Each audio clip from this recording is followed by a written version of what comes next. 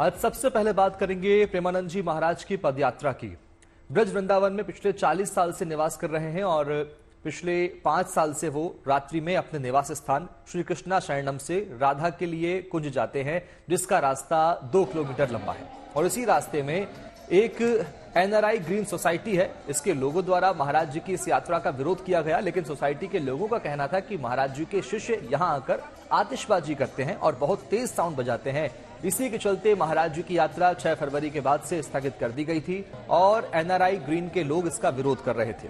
लेकिन कल NRI green के अध्यक्ष आशु शर्मा ने महाराज जी के राधा के लिए कुंज आश्रम पहुंचकर कहा कि हम आपकी पदयात्रा का विरोध नहीं करते हैं, लेकिन जो उसमें ध्वनि प्रदूषण और आतिशबाजी होती है उसका विरोध करते हैं और आप अपनी यात्रा को यथावत निकालिए। और इसके बाद आज यात्रा 10 दिन बाद रात्रि 2 बजे श्री कृष्ण शरणम से शुरू हुई और राधा केली कुंज पर जाकर पूरी हुई। वहीं इस यात्रा में श्रद्धालुओं ने महाराज जी का जगह जगह जमकर स्वागत किया। तो प्रेमानंद जी महाराज की पदयात्रा फिर से शुरू हो गई है। हालांकि 6 दिन पहले 6 फरवरी को यह स्थगित कर दी गई थी। महाराज जी ने खुद इसको लेकर एक संदेश जारी किया था, लेकिन एक बार फिर विरोध के बाद अब यात्रा फिर से शुरू हो गई है। पहले इसका विरोध किया जा रहा था, लेकिन अब इसको लेकर यह कहा जा रहा है कि हमने आतिशबाजी और ध्वनि प्रदूषण का विरोध किया था। महाराज जी ने यात्रा फिर से अब शुरू कर दी है। स्वामी प्रेमानंद जी महाराज जो अपने भक्तों के दर्शन के लिए आ गए हैं और अपने श्रद्धालुओं के दर्शन के लिए स्वामी जी यहाँ से चल दिए हैं और स्वामी जी के तमाम जो अनुयायी है, जो भक्त हैं, वो महाराज जी के दर्शन के लिए यहाँ खड़े हुए हैं। और देखिए जो श्रद्धालु हैं उनमें आज कितना उत्साह है और श्रद्धालुओं में बहुत उत्साह और उमंग है, क्योंकि आज जो यात्रा है महाराज जी की ये 10 दिन बाद शुरू हुई है, तो इसमें जो उत्साह है उनमें विशेष है। और जो श्रद्धालु पिछले 10 दिन से महाराज जी का दर्शन नहीं कर पा रहे थे, महाराज जी को देख नहीं पा रहे थे, और आज रात 2 बजे ही ये यात्रा शुरू हुई है महाराज जी की। और महाराज जी यहाँ से यात्रा जो है महाराज जी की चल रही है और तमाम जो उनके श्रद्धालु हैं, तमाम जो अनुयायी हैं वो यहाँ मौजूद है और वो इसे देखकर आज विशेष प्रसन्न है, खुश है कि महाराज जी यात्रा जो है आज एक बार फिर शुरू हुई है। और जहां भी देखो हर तरफ से एक ही आवाज आ रही है, राधे राधे। तो जो श्रद्धालु है, जो महाराज जी के भक्त हैं, उनमें जो प्रेम है, जो महाराज जी के प्रति समर्पण है, जो महाराज जी के प्रति आस्था है, वो यहाँ देखने को मिल रही है कि स्वामी जो प्रेमानंद जी महाराज हैं, उनके जो अनुयायी है उनमें कितनी भक्ति और भाव है और महाराज जी के प्रति समर्पण है। देखिए इस तरह की ये कतार है, करीब 2 किलोमीटर का ये रास्ता है और इस तरह श्रद्धालु यहाँ महाराज जी के रात में 2 बजे दर्शन करने के लिए खड़े हुए हैं। इनसे बात करेंगे। क्या नाम है आपका? क्या नाम? सोनिया। आज महाराज जी 10 दिन बाद दर्शन देने जा रहे हैं, क्या कहोगे? बहुत खुशी हो रही है हमें। बहुत अच्छा बहुत अच्छा। देखिए जो श्रद्धालु है वो कह रहे हैं जैसे ऐसे लग रहा है जैसे दूसरा जन्म मिल गया वो महाराज जी के दर्शन करके। क्या नाम है आपका? करिश्मा। आज महाराज जी 10 दिन बाद दोबारा दर्शन हाँ, देने बहुत खुशी हुई है, बहुत खुशी हुई है, बहुत अच्छा। जो श्रद्धालु है सब यही बात कह रहे हैं कि बहुत खुशी हो रही है और बहुत अच्छा लग रहा है। प्रयागराज महाकुंभ में अब तक करीब 54 करोड़ से ज्यादा लोग पवित्र त्रिवेणी में आस्था की डुबकी लगा चुके हैं। महाकुंभ से राज्य की अर्थव्यवस्था को भी अच्छा उछाल मिलने की उम्मीद जताई जा रही है। एक दिन पहले मुख्यमंत्री योगी आदित्यनाथ ने महाकुंभ से हो रही आर्थिक तरक्की के कुछ आंकड़े पेश किए, क्योंकि महाकुंभ पहुंचे भक्त प्रयागराज स्नान के बाद शिव की नगरी काशी और अयोध्या का रुख कर रहे हैं। ये दोनों शहर प्रयागराज से 150 किलोमीटर की दूरी पर हैं। बात करें काशी विश्वनाथ की, तो वहां अब तक 1.5 करोड़ श्रद्धालु दर्शन कर चुके हैं। अब तक इतने भक्त पहुंच चुके हैं कि 2023 के सावन महीने का रिकॉर्ड टूट चुका है। इसी तरह रामनगरी में रिकॉर्ड भक्त पहुंच रहे हैं। आलम ऐसा है कि रोजाना रामलला के दरबार में पहुंचे भक्तों से मंदिर को 25 से 30 लाख रुपए का दान मिल रहा है। भक्तों के पहुंचने से अयोध्या में होम स्टे की काफी डिमांड देखने को मिल रही है। होम स्टे से लोगों को बम्पर कमाई हो रही है, यानी कि अध्यात्म से आर्थिक तरक्की का रास्ता खुल गया है।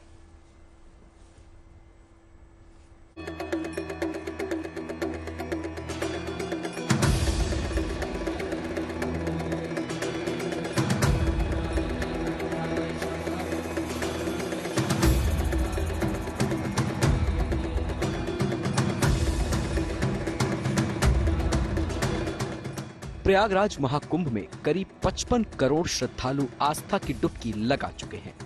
बहुत अच्छा स्नान, बहुत अच्छे। बोटिंग के चक्कर में 20 किलोमीटर ज्यादा चले हैं, लेकिन तभी भी खुशी दिख रही है आपकी। बहुत बढ़िया, बहुत अच्छा लगा, बहुत अच्छा। ये सिलसिला आज भी सुबह से लगातार जारी है। संगम नगरी में बड़ी संख्या में श्रद्धालु जुट रहे हैं। हैदराबाद से आई। हैदराबाद से स्नान तेलुगु स्नान किया, कैसा लगा? अच्छा लगा। यानी महाकुंभ को लेकर श्रद्धालुओं में एक अलग उत्साह है। बात आस्था की जो है, इसी बीच सीएम योगी आदित्यनाथ ने एक बयान दिया। उन्होंने कहा कि महाकुंभ की वजह से अकेले प्रयागराज से ही यूपी की जीडीपी में 3.50 लाख करोड़ रुपए का अतिरिक्त फायदा होने का अनुमान है।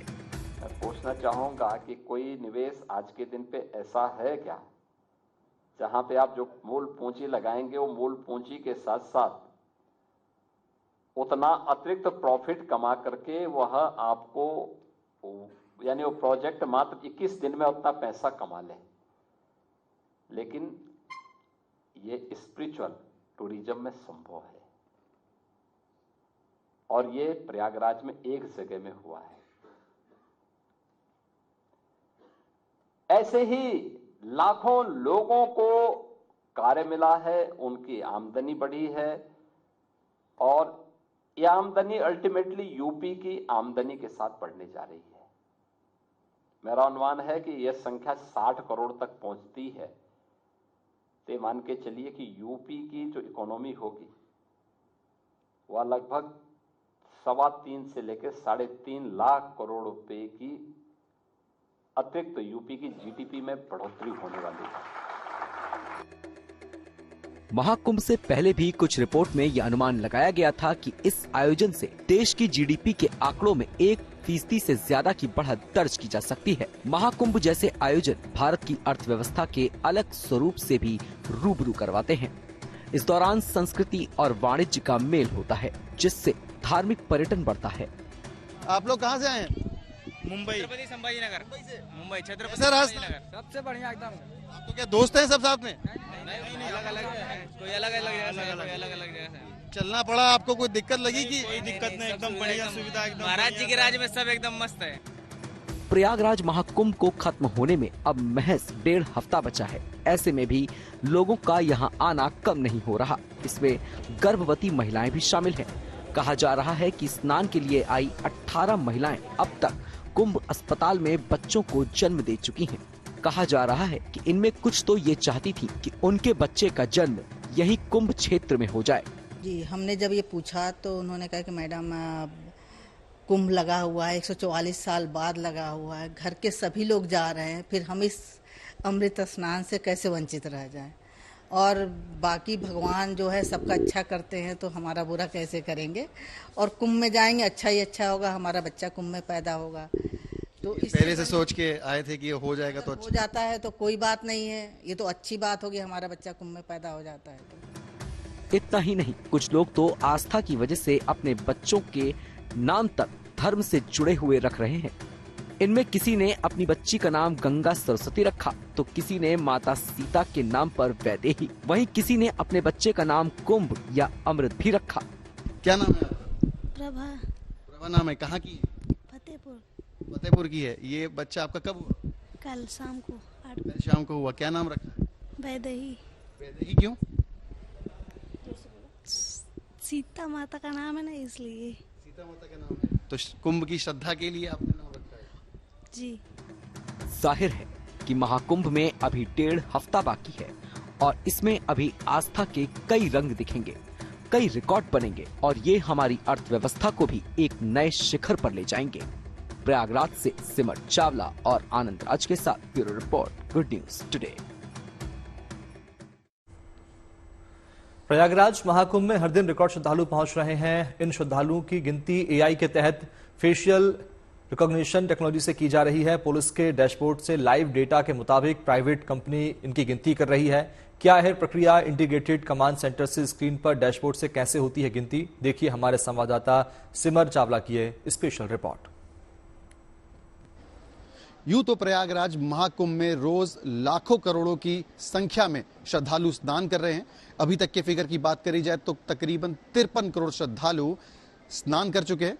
लेकिन ये डेटा कैसे कैलकुलेट होता है, जो रोज फिगर्स सरकार द्वारा ऑफर किए जाते हैं वो कैसे कैलकुलेट होते हैं, वो आज हम आपको दिखाएंगे। इस वक्त हम मौजूद हैं इंटीग्रेटेड कमांड सेंटर में और यहाँ पर पीछे जो स्क्रीन लगी हुई है, यहीं से जो डेटा है ये डैशबोर्ड से कलेक्ट करके शेयर किया जाता है किसी एजेंसी को, जिसके बाद ये कैलकुलेशन होता है और ये फिगर्स सामने आते हैं।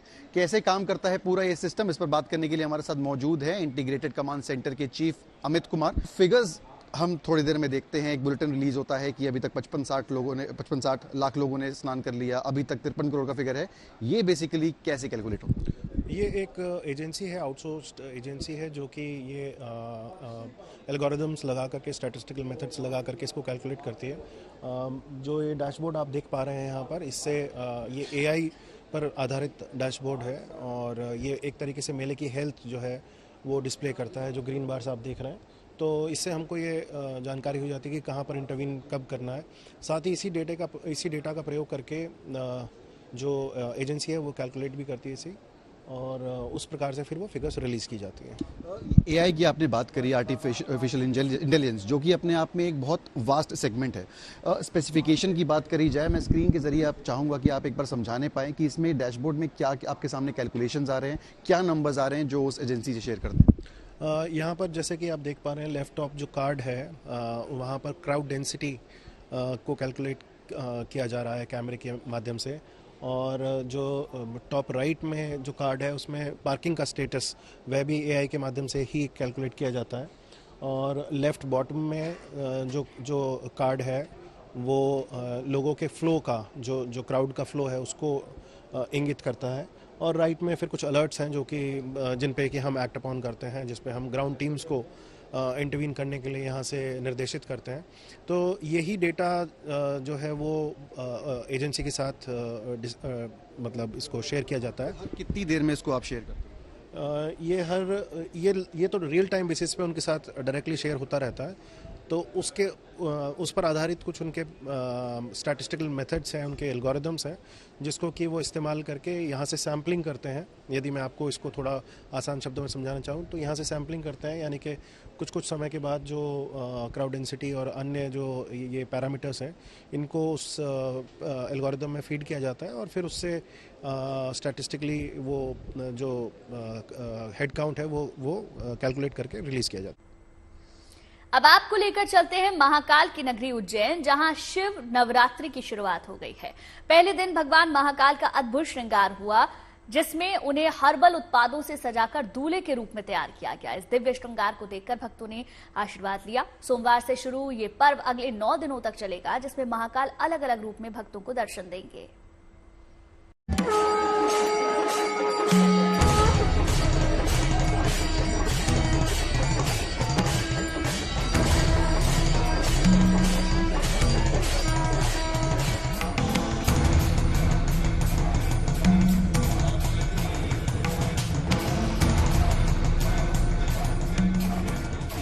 सनातन धर्म की परंपरा में जिस प्रकार शक्ति की आराधना के लिए देवी मंदिरों में नवरात्रि मनाई जाती है, उसी प्रकार उज्जैन के विश्व प्रसिद्ध शिव महाकालेश्वर ज्योतिर्लिंग मंदिर में शिव नवरात्रि मनाई जाती है। शिव नवरात्रि का ये उत्सव फाल्गुन कृष्ण पंचमी से महाशिवरात्रि महापर्व के अगले दिन तक चलता है। महाशिवरात्रि के 9 दिन पहले से शुरू इस पर्व पर भगवान महाकाल को अलग अलग स्वरूप में दूल्हा बनाया जाता है।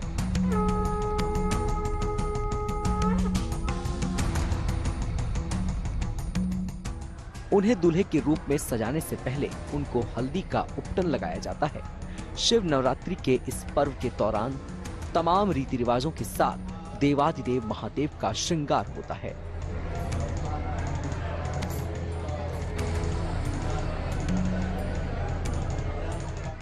पहले दिन हल्दी का उपटन लगाया गया, कोटेश्वर महादेव का अभिषेक किया गया।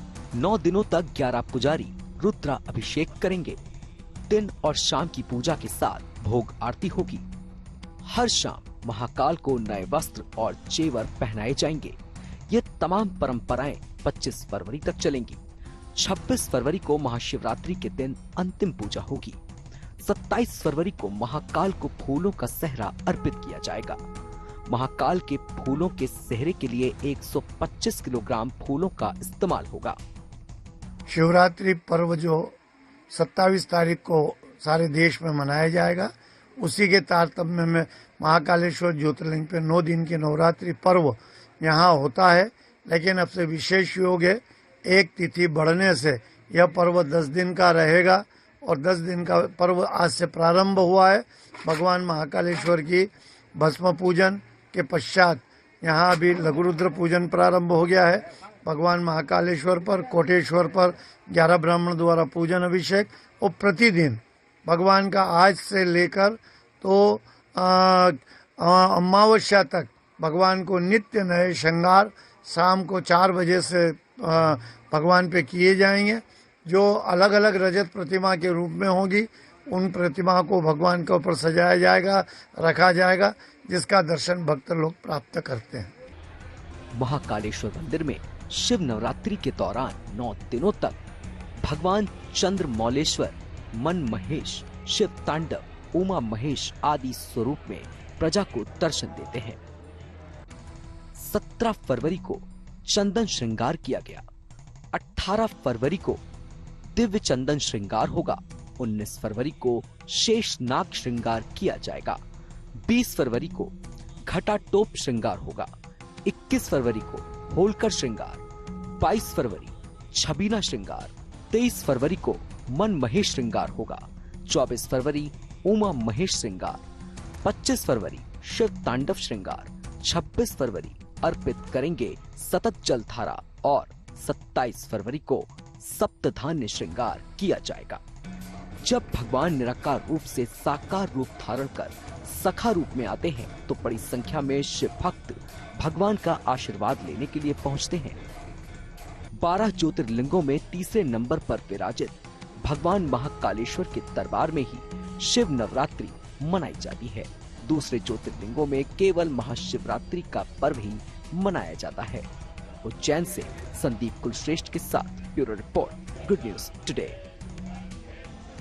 चलिए अब आपको मिलवाते हैं जेवलिन थ्रो के मशहूर खिलाड़ी नीरज चोपड़ा से, जिन्होंने शादी के बाद पहली बार जीएनटी पर दिल से अपनी बात रखी। सुनिए। सवाल ये है कि भाई साहब आपने शादी कर ली, किसी को कानो कान खबर नहीं हुई?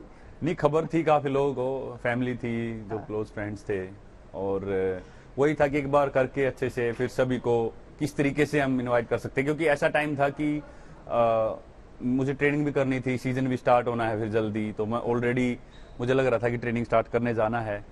तो फिर यही सोचा कि हाँ, ये शायद से सीजन के बाद में ही पॉसिबल हो पाएगा, क्योंकि सभी फिर काफ़ी टाइम लग जाएगा उसमें।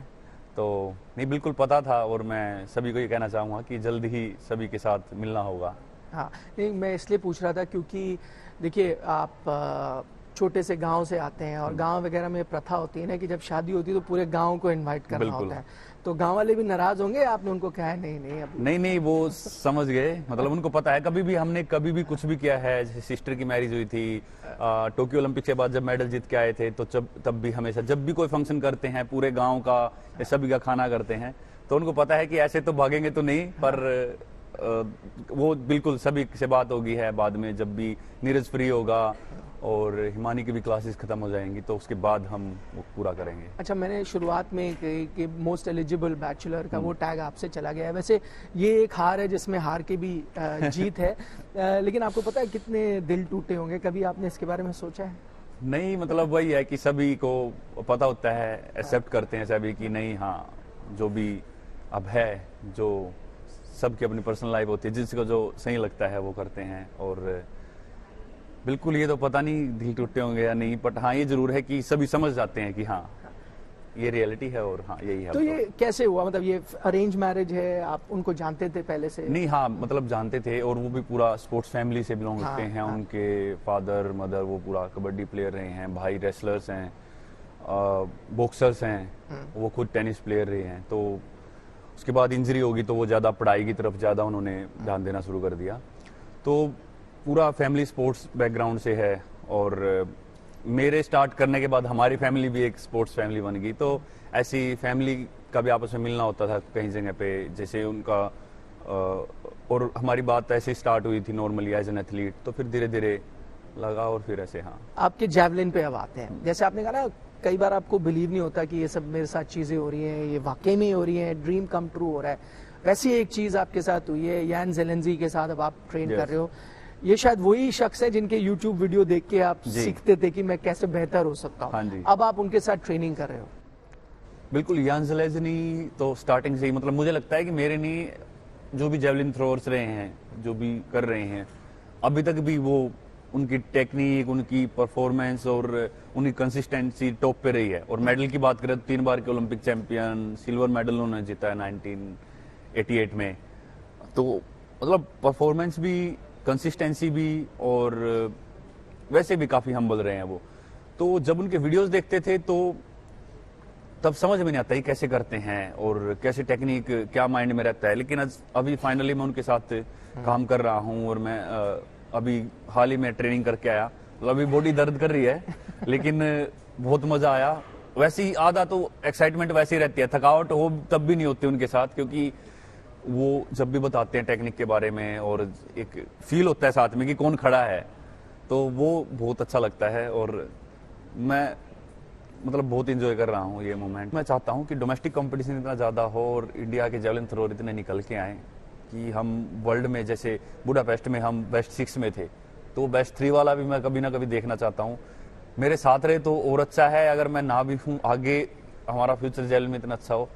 पर मैं बहुत ज़्यादा खुश होता हूँ जब भी कोई लड़का या लड़की जेवलिन में मतलब बहुत अच्छे परफॉर्म करे। और अब बात करते हैं शूटर मनु भाकर की। मनु भाकर ने BBC Indian sports women of the year का खिताब अपने नाम कर लिया है। दिल्ली में आयोजित समारोह में बीबीसी के डायरेक्टर जनरल टिम डेवी और भारतीय मुक्केबाज मैरी कॉम ने मनु भाकर को अवार्ड दिया। अवार्ड मिलने के बाद मनु भाकर ने कहा, बीबीसी का इस अवार्ड के लिए शुक्रिया। ये उतार चढ़ाव वाला सफर रहा है। मैंने बहुत सारे मैच जीते हैं, लेकिन यहां आपके सामने खड़ा होना मेरे लिए गर्व की बात है। मनु कहती हैं, मुझे उम्मीद है कि इससे न सिर्फ देश की महिलाओं को बल्कि उन खिलाड़ियों को भी प्रेरणा मिलेगी जिनका सपना कुछ बड़ा करने का है। मुझे बहुत अच्छा लग रहा है। मैं बीबीसी को थैंक्स करना चाहूँगी इतने बड़े ऑनर के लिए, और स्पेशली मैं जर्नलिस्ट को, जो भी मीडिया वाले हमें कवर करते हैं, उन सबको स्पेशल थैंक्स बोलना चाहूँगी। हमारे लिए इतने अच्छे अच्छे आर्टिकल्स आए हैं पिछले इतने सालों में, बट जितना धन्यवाद किया जाए उतना कम है। और मेरे लिए अवार्ड्स हमेशा एक प्रेरणा का स्रोत रहे हैं, और आगे भी मैं ऐसे ही मेहनत करती रहूँगी और बेटर करने की कोशिश करूँगी। चलिए आगे बढ़ते हैं। इंडियन आर्मी के लिए अच्छी खबर है। सेना को सुसाइड ड्रोन मिलने जा रहा है जो दुश्मनों को ढूंढकर मार सकता है और टैंक बंकर नष्ट कर सकता है। ये ड्रोन 100 किलोमीटर दूर से लॉन्च होकर चुपके से हमला करता है। ये ड्रोन आसानी से सेना की टोह ले लेता है, छिपे दुश्मनों को ढूंढ निकालता है और खुफिया जानकारी आसानी से हासिल कर लेता है। इतना ही नहीं, ये तबाही भी काफी मचाता है। सुसाइड ड्रोन को जम्मू कश्मीर में साइंस एंड टेक्नोलॉजी एक्सपो में पेश किया गया। कामिक जे ड्रोन के नाम से मशहूर ये ड्रोन काफी घातक है। अमेरिका हो या रूस या फिर इजराइल, जहां भी जंग हो रही है, इसका जमकर इस्तेमाल किया जा रहा है।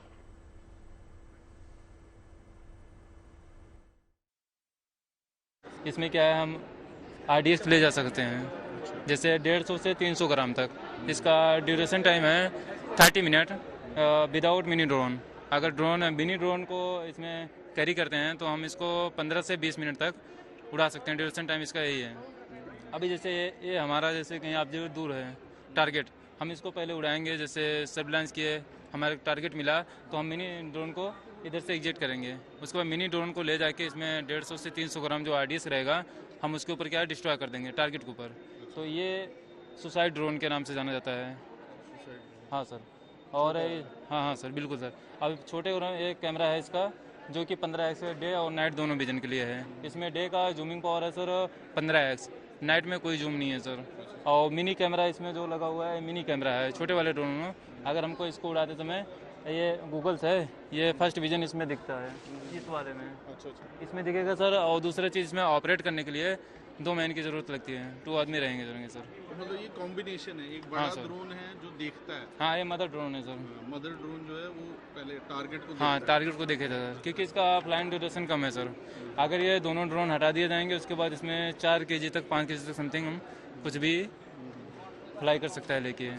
जैसे कोई एमनीशन हो गया, कुछ भी। ड्रोन है, इसमें भी आईडी लग जाता है। हाँ, मदर ड्रोन में सर इधर से हम कर सकते हैं, जैसे अभी 2-2.5 kg का वेपन भी हम इससे कहीं भी ड्रॉप कर सकते हैं। हाँ सर, बिल्कुल होगा सर, इससे सर्विलांस भी कर सकते हैं, वैसे दोनों भी काम कर सकते हैं सर। अभी ये छोटा वाला ड्रोन जिससे भी कहीं भी छुप गए हो, बंकर वगैरह हो गया, लूप होल है, उससे हम क्या है इसको RDS में डाल के उसके अंदर इसके डिस्ट्रॉय कर सकते हैं सर। और कामिकाजे ड्रोन की क्या खासियत है, ये विस्तार से समझते हैं। कामिकाजे ड्रोन भारत में बनाई जा रही है। नेशनल एरोस्पेस लैबोरेटरीज यानी NAL ये ड्रोन तैयार कर रही है। इसमें देशी इंजन लगाए गए हैं। ये मानव रहित ड्रोन टारगेट पर जाकर नष्ट हो जाते हैं, इसलिए इन्हें सुसाइडल यानी आत्मघाती ड्रोन भी कहा जा रहा है। कामिकाजे ड्रोन की लंबाई करीब 2.8 मीटर है और विंग स्पैन करीब 3.5 मीटर है। इसका वजन करीब 120 किलोग्राम होगा और 25 किलोग्राम विस्फोटक अपने साथ ले जाने में ये ड्रोन सक्षम होगा। यह ड्रोन 1000 किलोमीटर तक उड़ान भर सकेगा। इसकी उड़ान क्षमता करीब 9 घंटे की होगी। और आइए बात करते हैं मौसम की। कश्मीर में बदलाव की बयार है। हम आपको दिखा रहे हैं बदलते कश्मीर की 2 तस्वीर। जहां शोपियां के गांवों में पहले गन सैल्यूट रहता था, वहां अब गेम सैल्यूट पहचान बन चुका है। यहां का एक गांव जो अब तक फायरिंग, दूसरों पर हमले और गन सैल्यूट में चर्चा रहता था, वहीं अब वहां के लोग खेलों की तरफ मुड़ गए हैं और इसकी पहचान बदल रहे हैं। वहीं दूसरी ओर राजौरी में विकास की हवा चली है। यहां लाइन ऑफ कंट्रोल के पास बॉर्डर के इलाकों में जबरदस्त विकास का काम चल रहा है।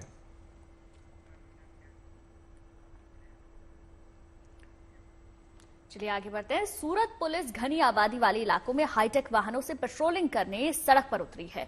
वो हाईटेक सेल्फ बैलेंसिंग व्हीकल के जरिए पेट्रोलिंग कर रही है। सूरत पुलिस इन सेल्फ बैलेंसिंग व्हीकल्स का प्रयोग प्रोजेक्ट ग्रीन के तहत कर रही है। दरअसल शहर की घनी आबादी और भीड़भाड़ वाले इलाकों में पुलिस की 4 पहिया गाड़ियों को पहुंचने में काफी मशक्कत करनी पड़ती है। ऐसे में किसी घटनास्थल तक पहुंचने में घंटों का समय लग जाता है। इसी समस्या से निजात पाने के लिए इन सेल्फ बैलेंसिंग इलेक्ट्रिक स्कूटर से यहां पुलिस गश्त लगा रही है।